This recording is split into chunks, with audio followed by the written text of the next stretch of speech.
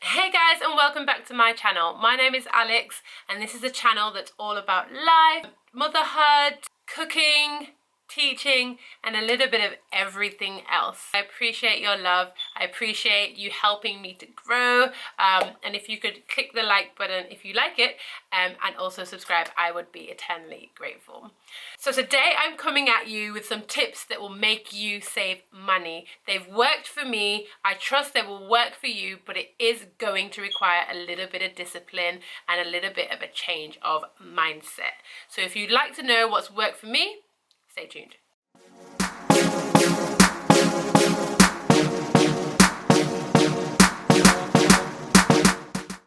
Okay, so we're going to learn to live frugally, and we're going to be debt-free, and we're going to be financially free.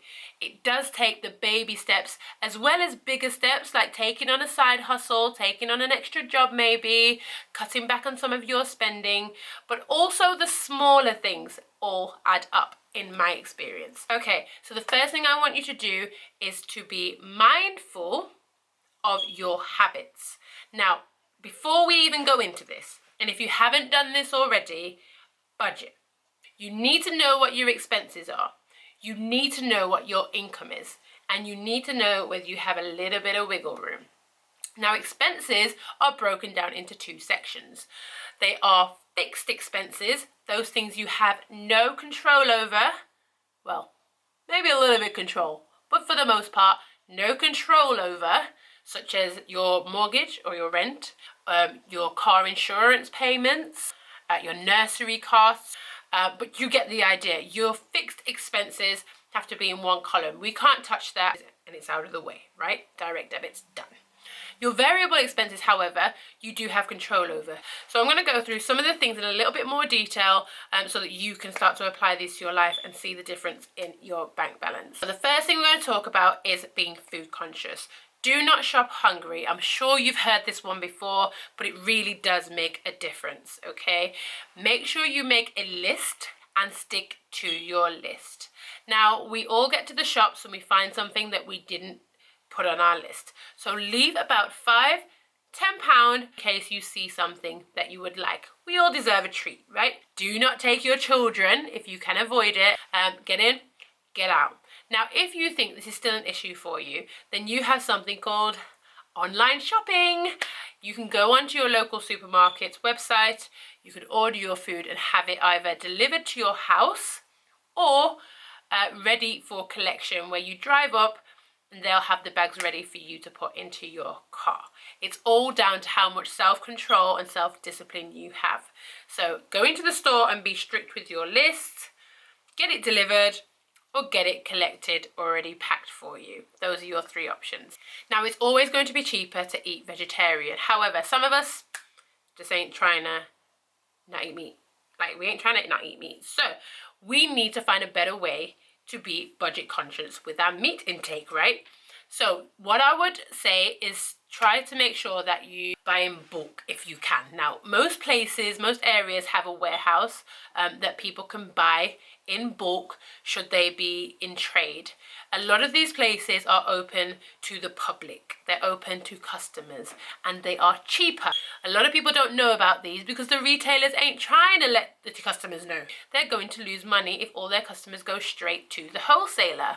So do have a search in your area to see if there is a butcher or a meat wholesaler where you can go and buy your meat from. You will save so much money by cutting out the middleman. Another thing I would recommend you doing, if you can, I know it's very difficult with children, is to go shopping at nighttime. One, it's a lot less stress because there's not as many people there. But two, and most importantly, there is whoopsies that you can take advantage of. Now, whoopsies are a particular part of your store where the price has been reduced, and reduce significantly most of the time. So I do go shopping at nighttime and I will find the burgers that I wanted, or maybe a similar brand that were £3.50, which are now £1. And there are a ton of them. And I stack all of these burger patties into my trolley and I'm good to go for a while because I can put those in the freezer and they will last for months, and some products even years. So I really capitalize on that whoopsie stage, because if it has 2 days or 1 day until it's expired, the shop cannot do anything with them. Another thing that I know that Aldi do is they do a veggie box, waste not, want not box, and in this box it has all the vegetables that are about to go out of date, that you can buy for £1.50, I think it is at the moment, as of this date. And the date right now is February the 14th. It's Valentine's Day, and they sell that up until 12 o'clock of that day. So I would make sure that you would take advantage of those vegetables, which would otherwise be a lot more expensive to put into your cart. The only negative with that is you don't get to choose what vegetables you have. What you see is what you get. It's a really, really good cause as well. I think any boxes that are not sold by 12 o'clock get donated to a charity. So I think it's a really good thing that they're doing. A lot of people don't know that you can get cash back on your spending through your bank card. Now have a look around, have a search, but I know with my bank, I can get some cash back on my shopping, as much as 8% so far. So I'll get 8% of whatever the cost of that shopping was back. So they're effectively paying me for my shopping at no extra cost to myself. It's a no-brainer, right? There may have to be some sacrifices on your part. So date night is something that me and my husband do every week. We think it's really important to just keep the fire alive and just prioritize our relationship. And so going out might be something that we used to do, but we've really reined it in. Now we still prioritize that time. However, it might be something that I cook, or it might be a takeaway, which is a lot cheaper than eating out for us. So find ways that you can cut back according to your lifestyle. Now, TV or cable or whatever you want to call it, a subscription to TV is not necessary for us. Now, yes, I do have a TV up there, but we do not use it for cable or a subscription. We don't watch that much TV. We are quite busy people, and if we do, it's usually putting Netflix on or playing it on an online program like the BBC, or getting the laptops out most of the time lying in bed. So that's something that we cut back on. It's not something that we need. Again, see if it suits your lifestyle. Now, I do a lot of traveling on the motorway, and what happens to my car is it gets very dirty. So of course you want your things to look clean, right? And so you need to make sure that you are washing your car. Well, washing your car will cost upwards of £10 where I live.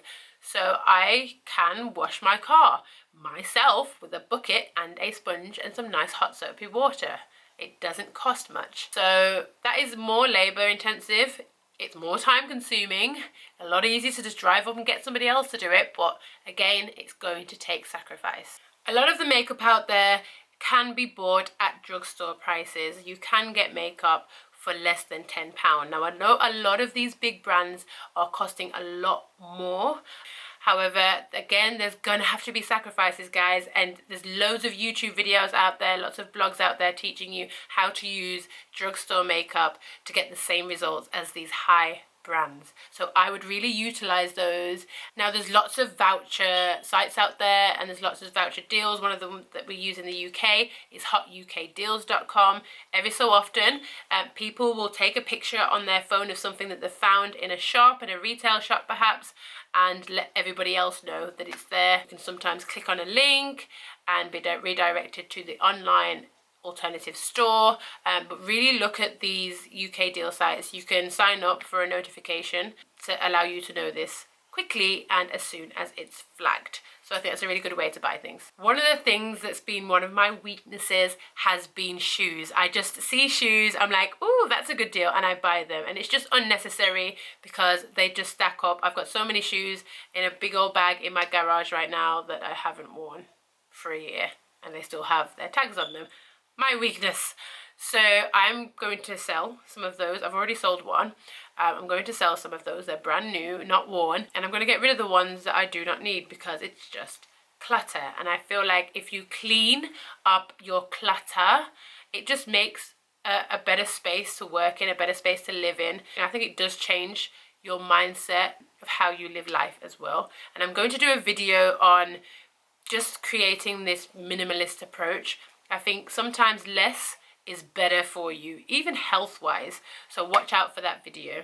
Okay guys, so that is my video on some of the tips that I use that I think will benefit you. If you have any more, please do leave them in the comments box below. I'm interested to find out. I'm interested to apply them to my own life. Every little counts. Now, if you haven't already seen the video where I talk about my vision in my digital vision board, then do check that out.